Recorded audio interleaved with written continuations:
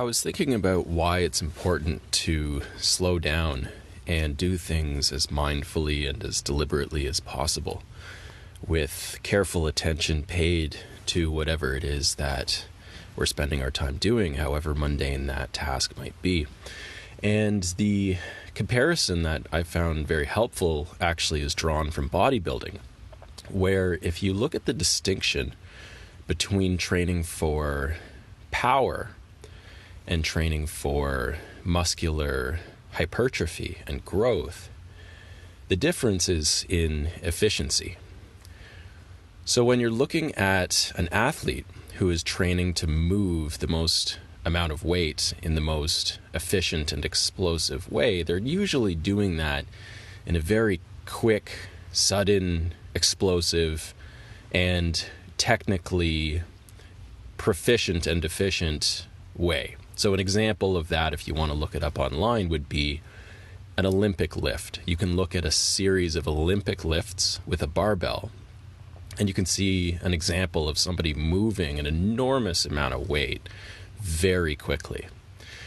The opposite training technique is bodybuilding, where they're moving, yes, a large amount of weight, but if you examine what's going on inside the bodybuilder in their experience, they're actually trying to make it as much work as possible.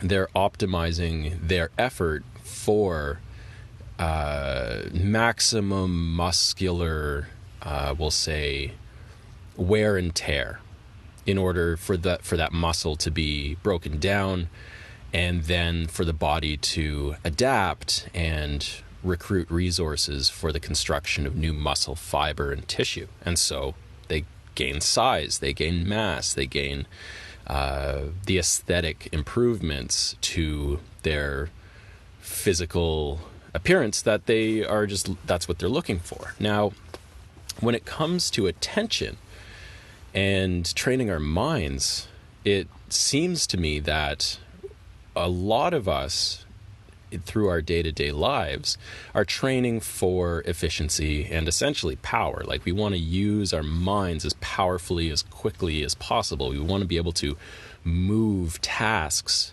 mental tasks, enormous ones, with speed and with proficiency.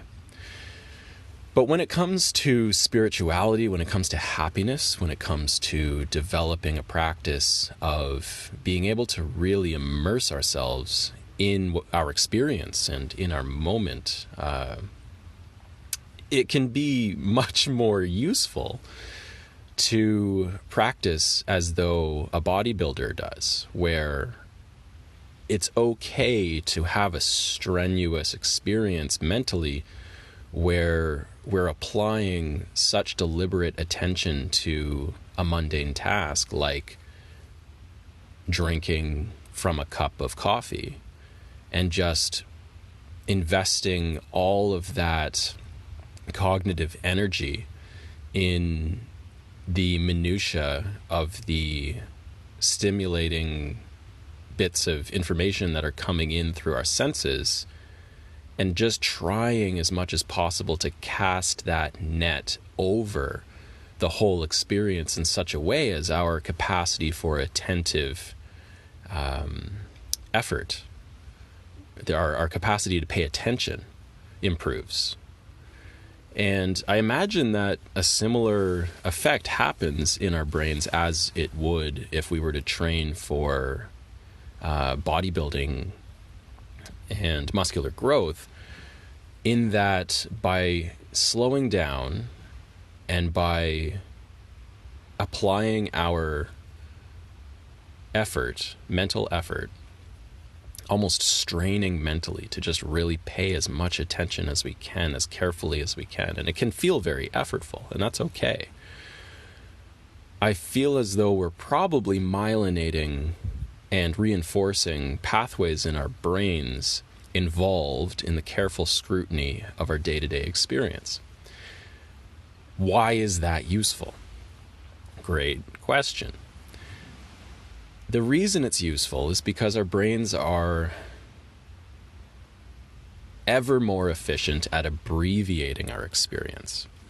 There's more and more been there, done that going on just by virtue of our experience being ever greater day in and day out. The chances at age 30 of having seen something already that's been experienced at age 20 and at age 15 is higher. And as we age, the novel experiences become fewer and farther between. That's not a problem when we're young, because the world is so replete with novelty during childhood that the ease of enjoyment is just there. It's so available without effort.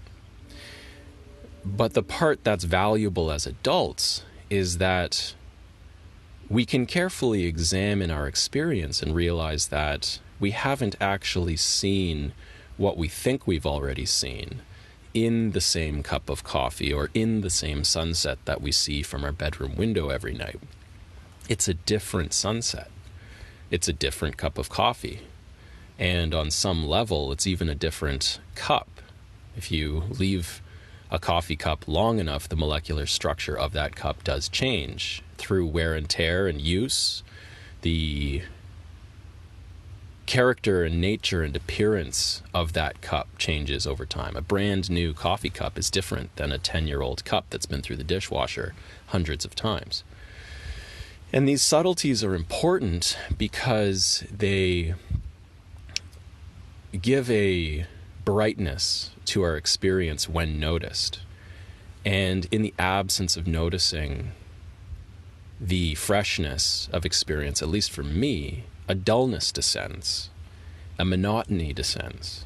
Another Monday, another Tuesday, boring. I can't wait for it to be Friday. And that's why I find it important, personally, to slow down